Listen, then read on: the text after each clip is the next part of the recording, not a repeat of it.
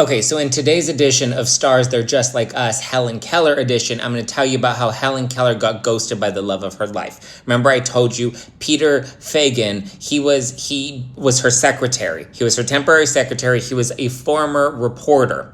And I guess when they were working together, when her teacher was sick in bed, because she was bedridden, so her family, I guess, left her with this man. He was 29 and Helen Keller was 36, so she liked him young. And he liked older women. He liked cougars, specifically cougars that were blind and deaf, right? And so they had a secret plan. I shit you not, this is a real story. You can do your research and you will find out all about Peter Fagan, her lover.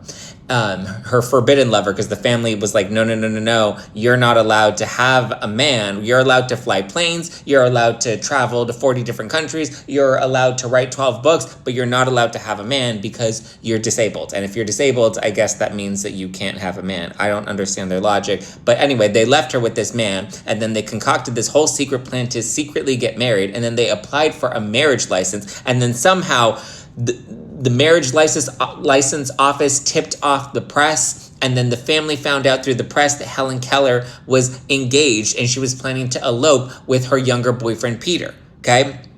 So I don't know who went and called up TMZ and ratted her out, but she got ratted out. And then they were still going to go through with it, and they were still going to elope. This sounds crazy as I say, and I understand I probably sound crazy as I'm telling you this story, but the deeper I dive into the Helen Keller rabbit hole, the wilder this gets, okay?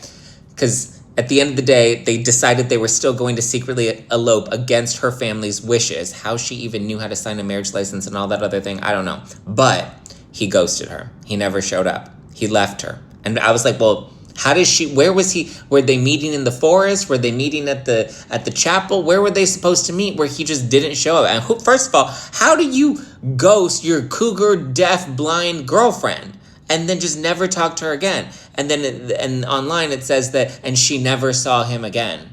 And then somebody commented on my live stream this morning, because I did a whole breakdown on the podcast, and someone commented and said, she never saw him again. She never saw him to begin with. And that is the tragic story of Helen Keller. She is just like us. She gets ghosted too, and she didn't even have to worry about Tinder.